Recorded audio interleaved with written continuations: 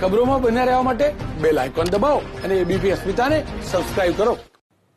વિધાનસભા પેટા ઇલેક્શન સંદર્ભે આજે ઉમેદવારી ફોર્મ ભરાશે અને તેમની સાથે કેબિનેટ મંત્રી કુરજીભાઈ બાવળિયા અને ઉપાધ્યક્ષ ગોરધનભાઈ ઝડપિયા જે છે તે તેમની સાથે રહેશે. કુરજીભાઈ આપણી સાથે જોઈ રહ્યા છે.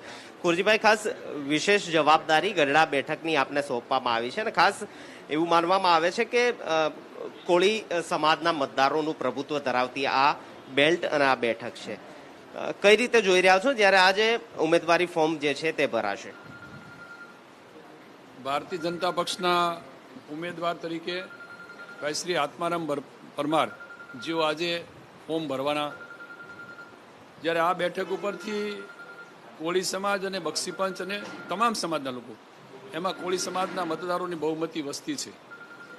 આ વિસ્તારના સામાન્ય રીતે કોળી સમાજના મતદારો તો સમાજ લોકો એ મારી સાથે જોડાયેલા જસદણને નાતે, અને ભરોસો અને વિશ્વાસ છે એમને કે આ વખતે કોળી સમાજ અને બક્ષીપંચના લોકો તમામ સમાજના સાથે રાખીને ખૂબ સારી બહુમતીથી ભાઈ શ્રી આત્મારામભાઈને જીતાડશે, એમાં કોઈ શંકા નથી.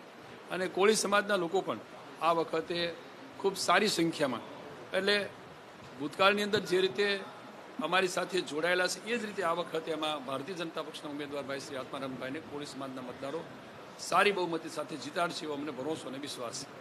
છેલ્લા 1 મહિના કરતા વધુ સમયથી આ વિસ્તારની અંદર આપ ફરી રહ્યા છો. કેટલી લીડ એક્સપેક્ટ કરી રહ્યા છો? જીતનો દાવો છે ત્યારે?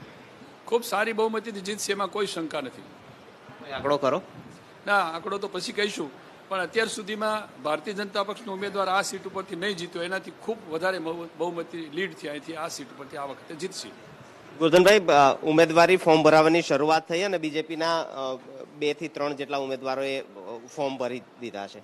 ખાસ એવું જોવા મળ્યું કે જે પ્રકારની ગાઈડલાઈન જે છે તેનાથી વિપરીત ભીડભાડ, લોકોના ટોળા અને સોશિયલ ડિસ્ટન્સિંગનો ભંગ થતો હોય તે પ્રકારના ઉમેદવારોએ ફોર્મ ભર્યા હતા.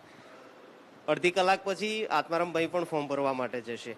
કમસે કમ અહીં એવા દ્રશ્ય નહીં હોય તે માટે શું આપ આશ્વાસન આપો? અમે 3 જ લોકો જવાના છીએ.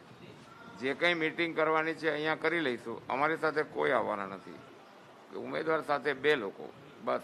અહીંયા જે મીટિંગ છે તે એ પણ તમે જોયું, અમે 3-4 ફૂટ ખુરશીઓ દૂર રાખી છે, એટલા માટે કે ઉમેદવાર પોતાનો પ્રતિનિધિ ફોર્મ ભરે ત્યારે એમની હાજરી અમારા માટે જરૂરી છે. એમની